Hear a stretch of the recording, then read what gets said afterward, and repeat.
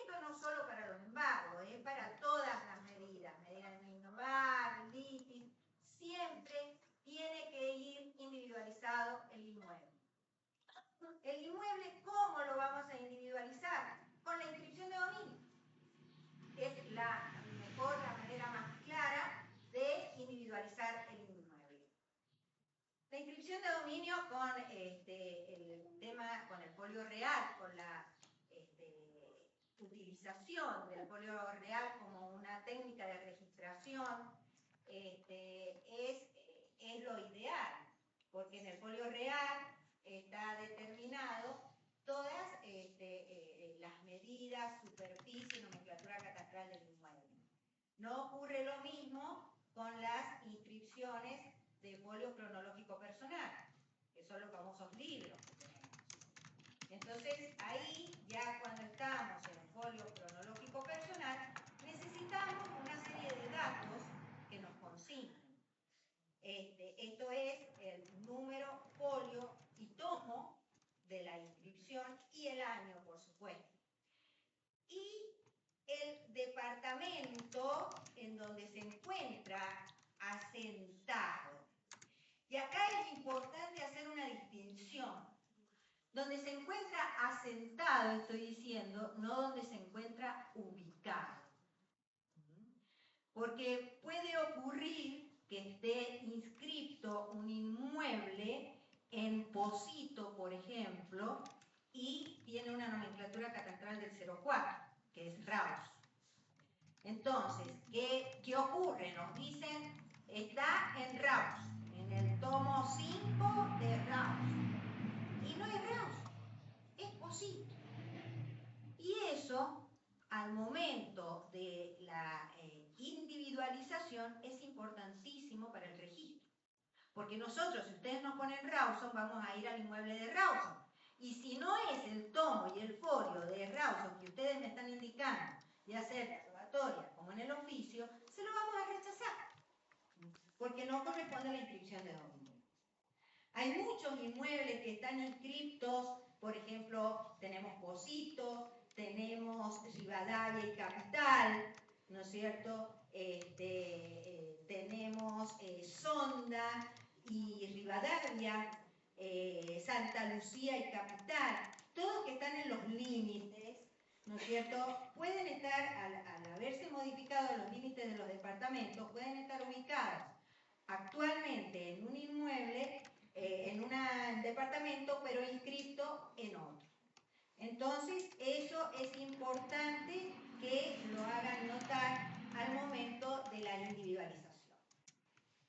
Cuando se trata de inmuebles que están inscritos en folio cronológico personal, tal vez es necesario que tengamos otro dato para individualizar el inmueble. Porque, ¿qué pasa en esto de cronológico personal? Puede ocurrir que en una misma inscripción exista más de un inmueble.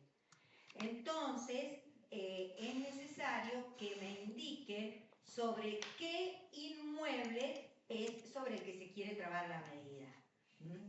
O puede ocurrir también que se trate de inmuebles de folio cronológico, por ejemplo, la Villa Lucrecia, que es terrible, consta de 4 inscripciones y todo lo demás, y ahí hay loteos. Entonces necesitamos que se indique el número de lote del loteo original a los efectos de poder trabar la medida. Y esto no es un capricho, porque ¿qué pasa? Si ustedes quieren trabar la medida sobre el lote, supongamos el lote 1 de la manzana G, y ese lote está transferido, ¿no es cierto? Entonces no sería en esa inscripción donde se tiene que tomar nota, sino en la inscripción en donde está transferido el inmueble. De ahí la importancia de que nos indiquen sobre qué lote quieren trabar la medida.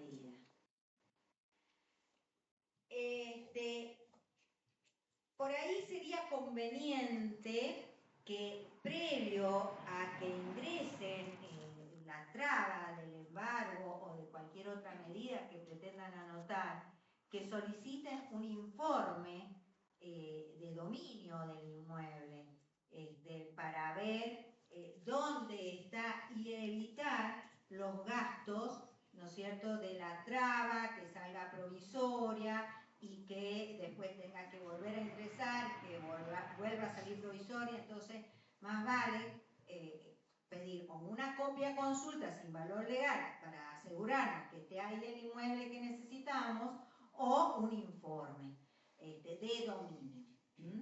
Entonces ahí vamos con mayor seguridad. Otra cosa que es importante a los efectos de la traba y de los embargos es indicar el tipo de embargo de que se trata. Es muy importante eso porque depende del tipo de embargo de que se trate, va a ser la calificación registral que vamos a hacer.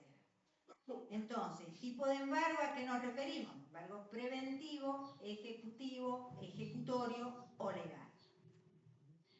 Entonces, el preventivo es un tipo de embargo que puede o no puede tener monto. Lo mismo que el embargo legal. En cambio, el embargo ejecutivo y el ejecutorio necesariamente debe tener un monto que se publicite, o sea, que debe indicar el monto, el decreto de embargo.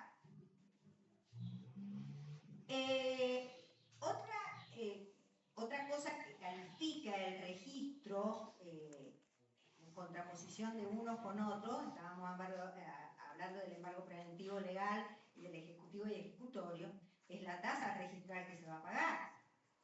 La tasa registral en el embargo ejecutivo y en el ejecutorio es el 2 por 1000 del monto, mientras que en el preventivo y en el legal es una nota marginal. Y eso está establecido en la ley impositiva anual, en el artículo 12, que se refiere a la parte de las tasas registrales. Entonces, es importante que determinen eso, que esté determinado en el oficio y en la rogatoria. Y otra cosa a tener en cuenta es la determinación del monto, en el caso de estos que hemos estado hablando, del ejecutivo y el ejecutorio, que es indispensable que esté el monto. No así en los otros tipos de embargo a los que les hice referencia. Hay algo que está sucediendo en varios embargos que nos han ingresado, que son embargos que se han trabado en dólares.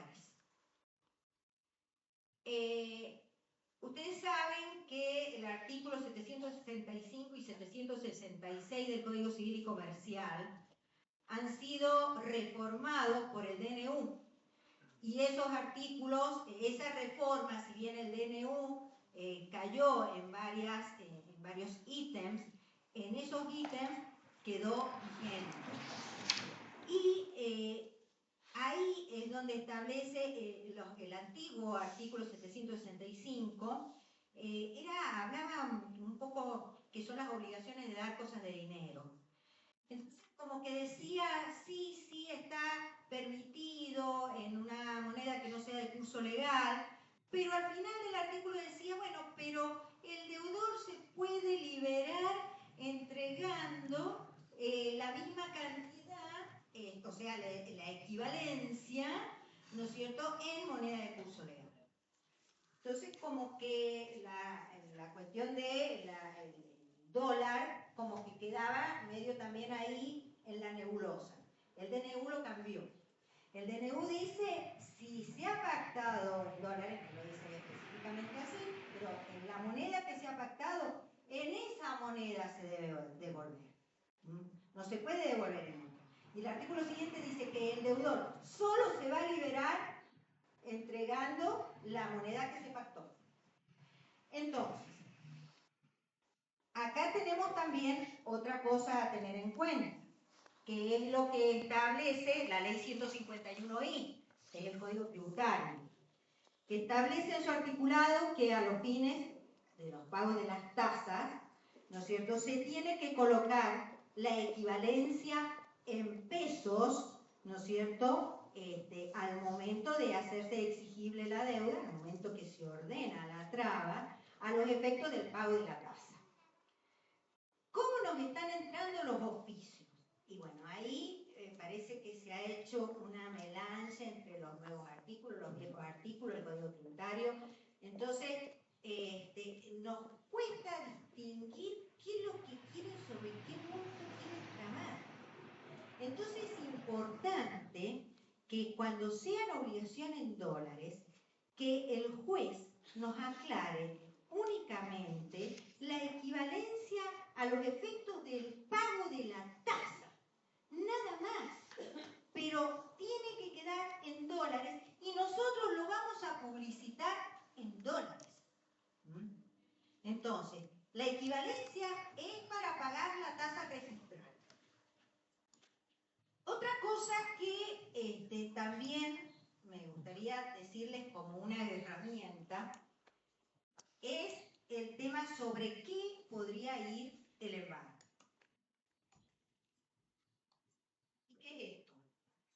A ver, sobre qué, ustedes saben que el registro inmobiliario es un registro de títulos, pero que publicitamos el derecho real que existe, que tiene una persona. Si tiene un registro de títulos, estamos publicitando ese derecho real. Dominio, condominio, usufructo, uso, habitación. A ver, ¿qué se puede embargar? Se puede embargar el usufructo. Esto es una reforma del Código Civil y Comercial. Esto antes no se podía hacer, registralmente hablando. O sea, se podía embargar el usufructo, pero era fuera del registro, ¿no es cierto? Actualmente, como el usufructo es un derecho que ha entrado al comercio y se puede subastar, se puede vender, también se puede embargar. Entonces, se puede embargar el usufructo. Y esto es útil saberlo, sobre todo cuando aquellos de profesión deudor que se deshacen de todos los bienes, ¿no es cierto? Y que no hay de dónde agarrarnos para cobrar, ¿no es cierto? Entonces está la otra medida que es la inhibición, pero sabemos muy bien que sí, lo inhibimos, pero si no tiene bienes, estamos en las mismas. Entonces, el usufructo actualmente sí se puede embargar en el registro. No así el uso. El uso es pasible de embargo, pero no se publicita registralmente. La habitación no se puede embargar. Derecho real de habitación no se puede embargar. Hay otro tema también que por ahí genera un poco de confusión, que es el embargo sobre derechos y acciones. Eso no se puede. Son derechos personales. Acuérdense que nosotros somos un registro real.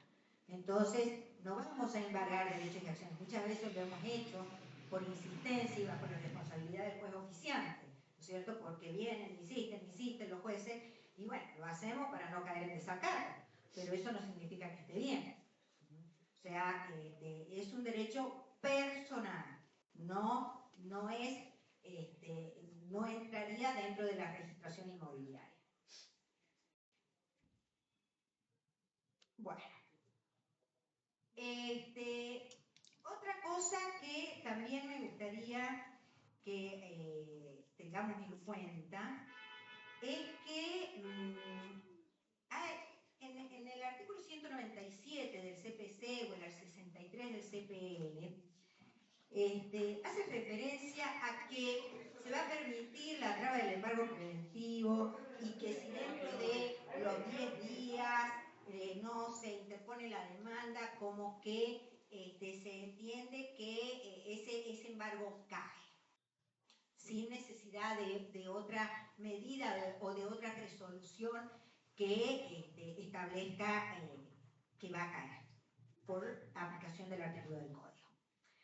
Pero eso es procesal, no es registrar.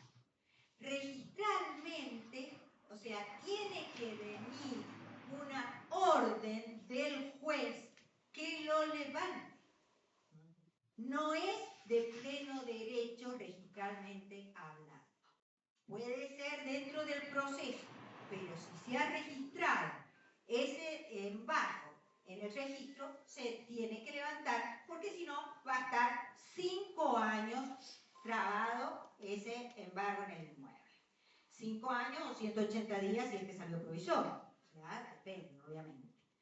Entonces, es importante que tengamos en cuenta eso. Y eso se lo digo como abogada, que puede servir tanto para el actor como para el demandado, ¿no es cierto? Porque, a ver, si yo soy abogada del demandado y veo que le cayó porque no la interpuso a la demanda, mi cliente va a seguir con el embargo ahí sobre el inmueble, no va a poder hacer nada durante 5 años. Entonces, a ver, como abogado del demandado, tengo que ver que se haya cumplido con los términos procesales para ver si le puedo pedir al juez que levante o no levante la medida ordenada. Otra cosa que es importante a tener en cuenta, estábamos hablando recién de el oficio que les decía yo. Bueno, el oficio es necesario, no es necesario. Hemos tenido varias charlas respecto a esto. Y a ver, el registro actúa en virtud del principio de rogación. El registro no actúa de oficio, necesita la orden.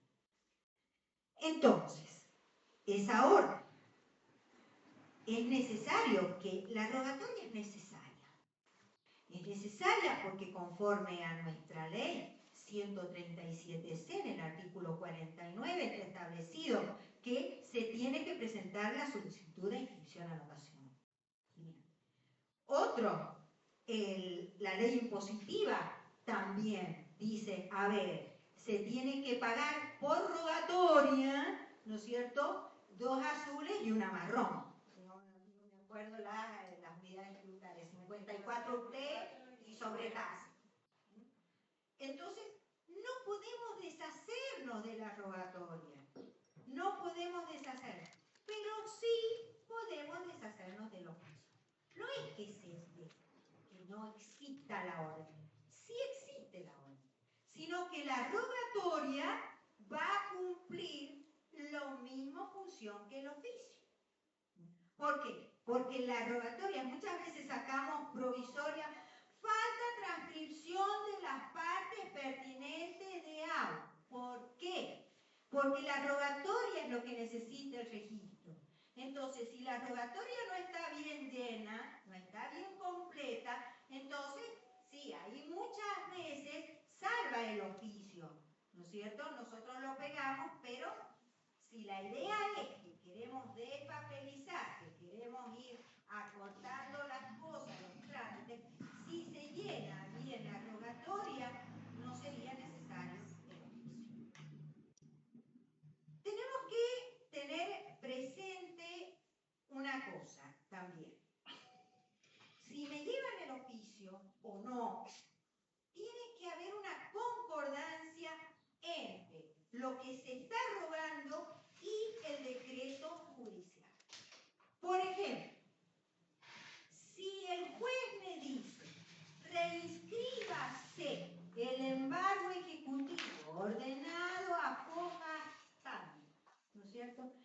Y en la rogatoria, en el rubro 17, que es donde se transcriben los decretos, providencias, resoluciones, me transcriben eso. Perfecto. En la primera parte, a ver, acá hay una rogatoria. Pero acá, que es el acto que se me está solicitando inscribir, me ponen embargo ejecutivo. ¿Qué quieren? ¿Embargo ejecutivo o reinscripción? Es importantísimo, porque ahí está dada la prioridad que tienen. Porque si es reinscripción y lo están solicitando la reinscripción en término, entonces voy a continuar con la prioridad que tenía desde el embargo originario. Pero si ustedes me ponen acá embargo ejecutivo, ¿no es cierto? Yo entiendo que es un embargo nuevo que me están solicitando. Entonces, ¿qué va a pasar? Y provisoria, falta de concordancia entre rogatoria y decreto que ordena la medida respecto al tipo de medida que se pretende inscribir. ¿Qué quieren? Es importante, es muy importante que me distingan eso. Y esto es para todo tipo de reinscripción, de embargo, de litis, de medida, de cualquiera. Es importante. Acuérdense que a los efectos de tomarlo como reinscripción y mantener la prioridad, es necesario que se presente antes del vencimiento de la medida. Porque si me lo presenta a 5 años y un día, ya caducó. Y se lo vamos a rechazar. Es importante también al momento de la reinscripción que me indiquen cuál es el embargo que pretenden reinscribir. Como les dije recién, puede ser uno de profesión deudor y tiene 500 embargos anotados ahí. Entonces, ¿cuál es el que quieren? ¿Cuál es el que quieren? El que está anotado en tal lado. O puede ocurrir que sea un embargo que ha caducado. Entonces, si ustedes no me dicen la inscripción, yo tengo que entender que no hay ningún embargo que se pretenda inscribir. Porque yo no sé si sabe su señoría que el embargo que se trabó oportunamente ya caducó. Entonces, ya no sería una reinscripción, sino la inscripción de un embargo nuevo. Entonces, es importante cuando vayan a reinscribir cualquier medida que se indique la inscripción, no solamente la inscripción de dominio del inmueble, sino la inscripción de la medida, del embargo. Que en el caso del folio real no sería tanto inconveniente, lo único que me tendrían que indicar es que se trata del embargo inscrito en rubro 7 a 105, ese es el que pretenden. Se hace un poco más complicado cuando estamos ante una inscripción de folio cronológico personal. Porque en ese tipo de inscripciones me tendrían que indicar la inscripción de la medida. ¿Qué he hecho? Estas medidas nosotros teníamos antes de protocolos especiales, ¿no es cierto?, para embargo, para litis. Entonces, todos esos son protocolos distintos. Entonces me tendrían que decir, a ver, quiero reinscribir el embargo anotado en el número tanto, folio tanto, del tomo 5 de embargos, área 1 o área 2, que era como estaba dividido antes el requisito. Entonces, ahí nosotros vamos a ir a buscar ese embargo a los efectos de la nueva calificación. Otra cosa a tener en cuenta, cuando se reinscribe un embargo, tiene que ser exactamente el mismo embargo que se inscribió oportunamente a los efectos de mantener la prioridad. ¿Qué pasa muy seguido también? Quieren reinscribir el embargo, supongamos que era de 500.000 pesos, y dice se reinscriba el embargo anotado, supongamos que está todo perfecto, en el rubro 7 a 102, todo, por 3 millones de pesos. ¿Provisor? ¿Qué pasa? Se me van a decir, bueno, pero es que ahora una nueva liquidación y el monto cambia. Pero tienen que pedirme reinscripción y ampliación. Para reinscribir tiene que ser exactamente el mismo. Y ahí vamos a mantener la prioridad. Porque a ustedes lo que les interesa es mantener la prioridad. Entonces, reinscribimos y ampliamos. Pero primero la reinscripción tiene que ser sobre el mismo embargo, el mismo monto, todo. Otra cosa que también nos sucede es respecto a las trabas de los embargos, es los montos. El juez me dice, trabes embargo por 3 millones de pesos más 560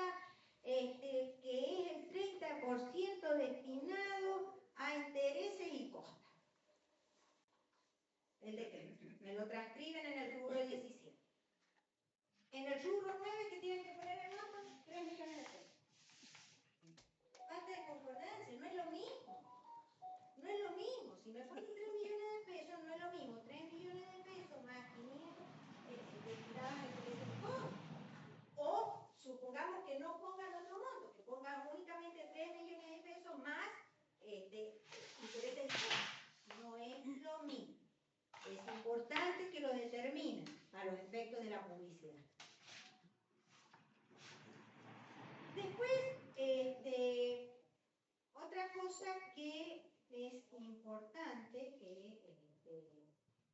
es el rango. ¿Cómo va a ser la prioridad? Si yo traigo un embargo y luego lo amplío, la prioridad va a tener desde el primero que se anotó, el embargo original. Ese es el que me va a dar la prioridad. La ampliación es del embargo original y sigue la suerte del principal. En los embargos, si por ejemplo se cancela el embargo originario, también se debe cancelar la ampliación porque es una consecuencia del primitivo. Entonces, eso es muy importante que lo tengan en cuenta. También cuando sale provisorio. Cuando sale provisorio y después se le da definitivo, el término se cuenta desde la primera fecha, no desde la provisoria. Porque eso también ha pasado. Me han pedido la reinscripción de un embargo basándose en la fecha en la que salió definitivo y no es así. Es desde la fecha en que se trabó. Por ahí también toman en cuenta la fecha de la ampliación. No, es la fecha de la traba original. Eso tengámoslo presente para que no se nos venza, que no se venza, ¿no es cierto? Y que no se pierda la prioridad. Hay otra cosa que por ahí, es más, ahí tengo un recurso que tengo que contestar, no de abogado, de escribano, pero que dice, pero todos los abogados también se quedan. En el sentido de que, a ver, ¿por qué me ponen el 19 de septiembre, por decir una fecha, si me ha salido el 20 de octubre? Y esto es muy sencillo. Es la prioridad. Si a los efectos de la vía recursiva se les va a contar el término del recurso a partir del momento en que se encuentra a disposición del profesional en mesa de entrada del recurso.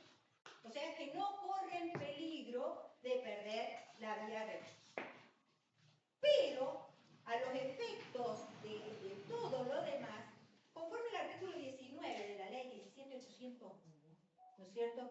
Establece que la prioridad se va a dar por el número de orden y la fecha de ingreso establecido en el ordenamiento diario establecido en el artículo 40 de la 17.801. Entonces, yo no les puedo dar otra fecha que no sea la que figura en el ingreso porque los tengo que proteger. Los tengo que proteger.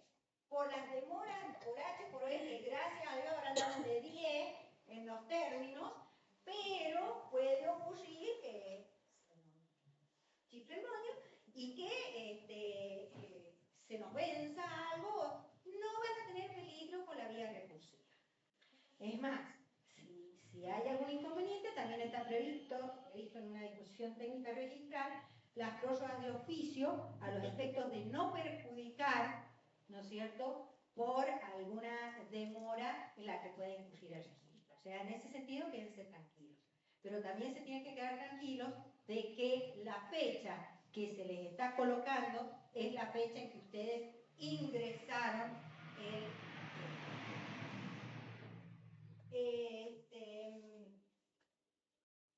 bueno, vamos, la conversión, otro término. La conversión se aplica lo mismo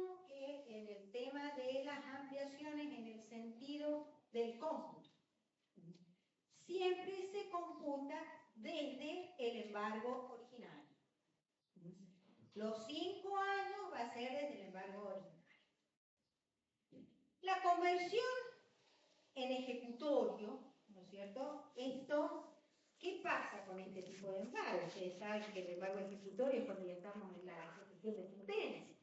Entonces ya estamos por subastar. Bueno, se dice en doctrina que existe como que hay un desapoderamiento a favor del juez que entiende la causa de ese inmueble. Pero no nos confundamos. Estaba leyendo para venir acá a charlar con ustedes un artículo de una abogada de Buenos Aires que, con lo que no estoy de acuerdo, lo cito porque no estoy de acuerdo, que asemeja el embargo a una hipoteca. Por favor, para mí es una barrabasada. El embargo es el embargo. El embargo no traba la transferencia. Por consiguiente, por más que sea un embargo ejecutorio, se podría llegar a transferir el inmueble. Ahora bien, el que compró no va a ser de muy buena fe que digamos. O sea, si se está viendo que hay un embargo ejecutorio, ¿no es cierto? A ver, claro, no lo compré a este porque ya lo están por subastar, si es que no está subastado ya. Entonces, eso tenemos que tener cuidado y aconsejar a nuestros clientes que previa a alguna compra o algo es necesario pedir un informe para ver en las condiciones de dominio que se encuentra el inmueble. Y si nos encontramos con un ejecutorio, decirle, no, vamos a ver el expediente, con cualquier embargo, o con cualquier medida, vamos a ver el expediente, a ver en qué condiciones está. Porque puede haber ocurrido que se haya llegado a un arreglo, ¿no es cierto?, en el expediente, se haya pagado, se haya levantado en el expediente, pero nunca ingresó al registro.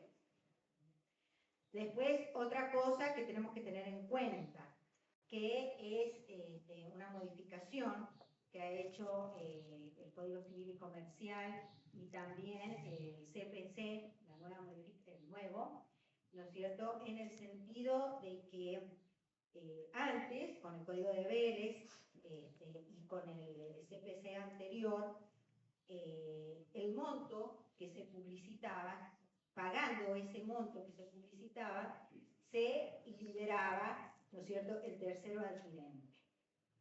Hoy no es así. Hoy no es así y hay ya fallos. Tuve la oportunidad de estar en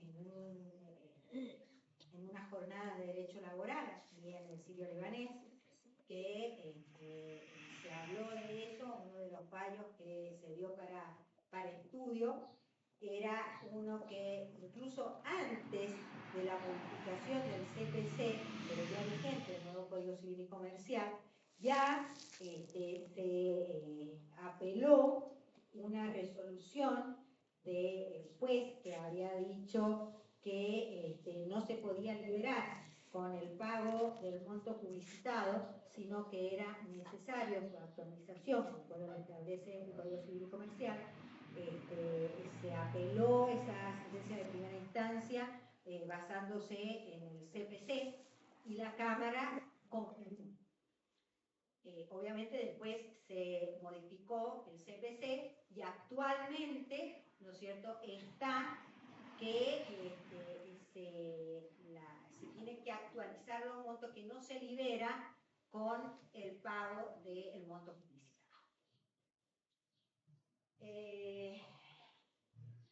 Bueno, otra cosa a tener muy en cuenta es el cumplimiento de los acuerdos 114/89 y 6/90. Estos acuerdos, ustedes saben, hago una pequeña historia de cómo era el registro, a los efectos de todas las inscripciones judiciales antes del año 2001, se hacía mediante la presentación en el registro de los expedientes. Iban los expedientes al registro. ¿Se imaginan el bolón que era esto?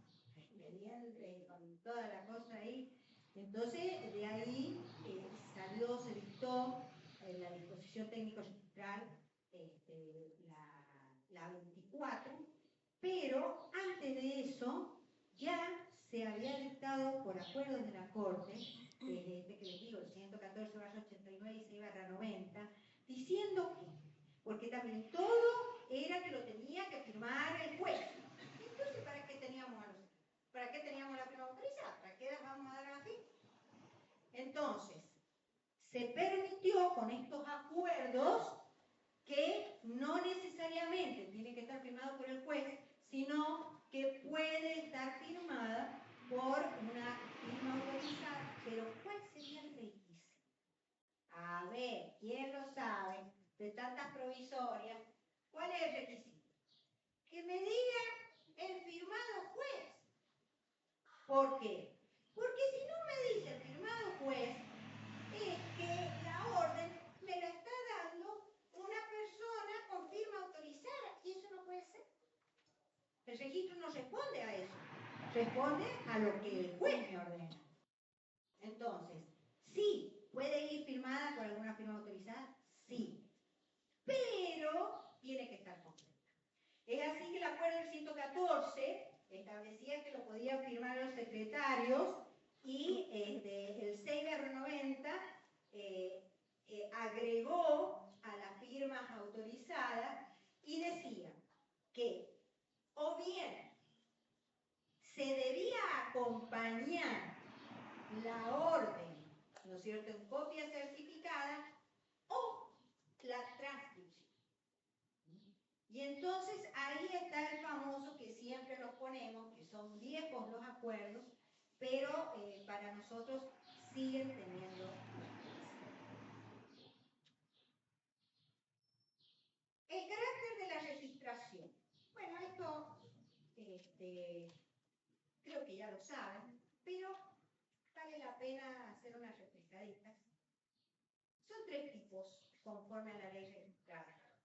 Definitiva, provisoria y condicional. Definitiva, mi inscripción definitiva es aquella que no adolece de defectos, ¿no es cierto?, ni de forma ni de fondo. La provisoria es la que sí, la que le falta algo a los efectos de subsanarse. Y las condicionales, que ahí por ahí entra la confusión. La otra vez me entró un oficio diciéndome, había salido condicional por existencia de un certificado. Ustedes saben que conforme al artículo 23 de la ley 17801, el certificado me bloquea el dominio. El certificado de reserva me va a bloquear el dominio en el sentido de que no puede ingresar otra cosa mientras dure la vigencia de ese certificado, que van a ser 15 días, ¿no es cierto?, más los 45 días establecidos en la ley 17801 para la presentación de la escritura pública. Entonces, en total son 60 días. Si entra una medida durante la vigencia, durante esos 60 días, va a estar condicional la medida.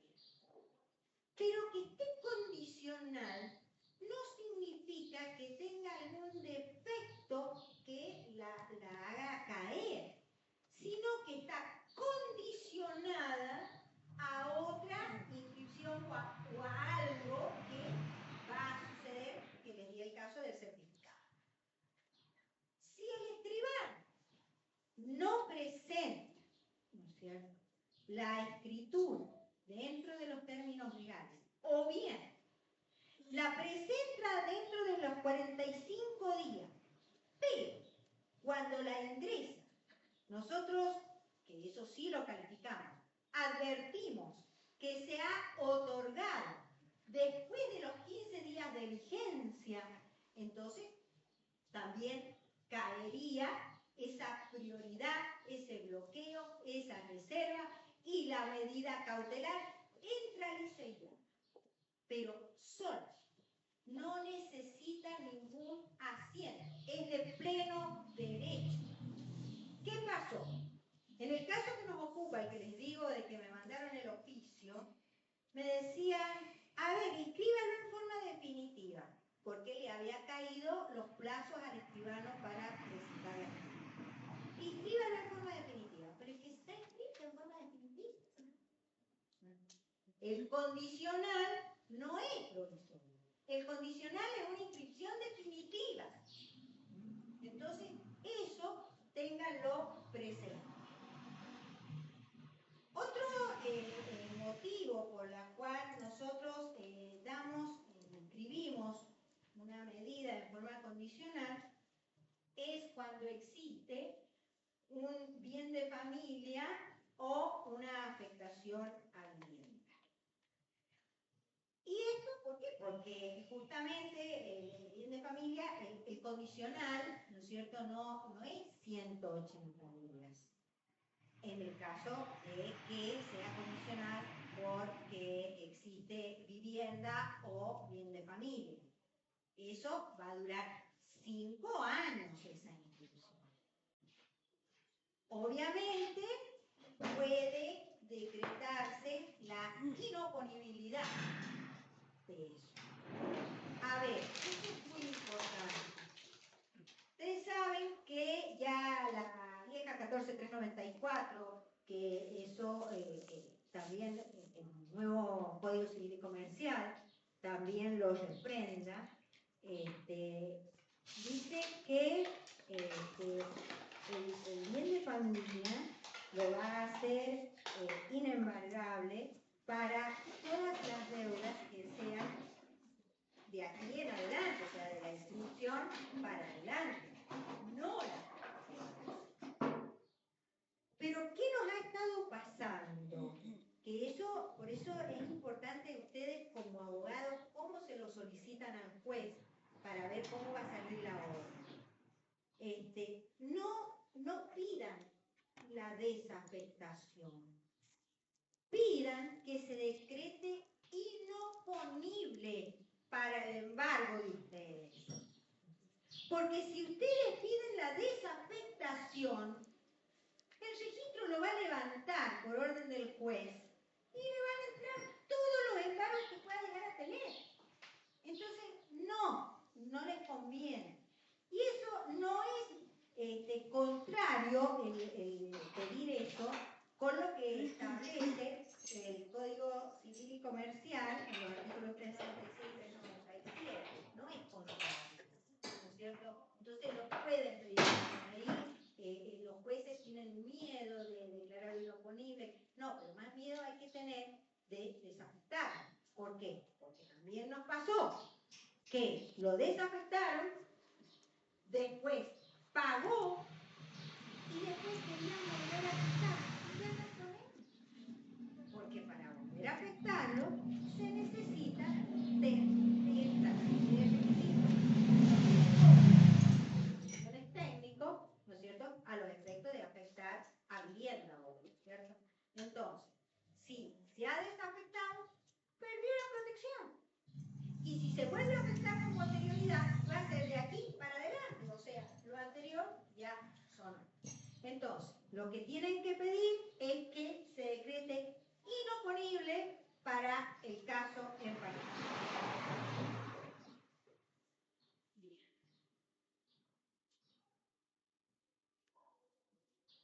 También sale condicional por la existencia de la cláusula de inembargabilidad.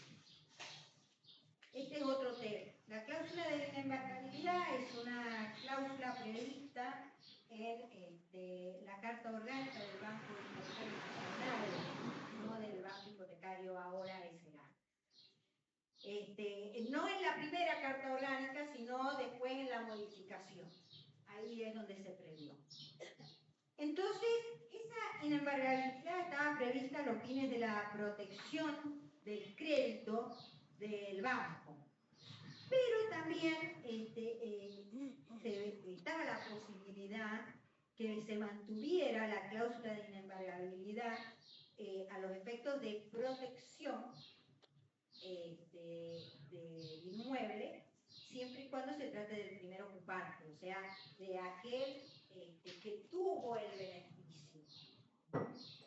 La cláusula de inembargabilidad, cuando se cancela la deuda, ¿no es cierto?, puede subsistir aún ante la cancelación de la hipoteca.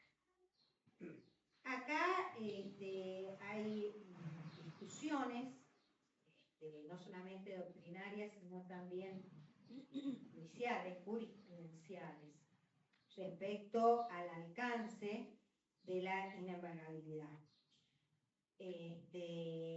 Hubo una sentencia de Cámara hace bastantes años atrás, en la cual decía que la cláusula de inembargabilidad no tenía el mismo alcance que la afectación a vivienda hoy, o vivienda de familia. Por consiguiente, para que tenga el mismo alcance, se debería afectar ese inmueble también, aunque tenga la cláusula de inembargabilidad, también a la vivienda, que es lo que sucede. Eso ha sido muy discutido, pero se van a encontrar en el registro, a lo mejor si alguna vez piden un informe, pueden encontrar inmuebles que tienen ambas cosas, tanto la cláusula de inembargabilidad como la afectación a bien de familia. Y eso es por esa corriente que hubo hasta hace bastantes años atrás, en el que se estableció que la protección no era la misma. Bueno, ahora voy a pasar un poquito a lo que es la disposición técnico estructural 24.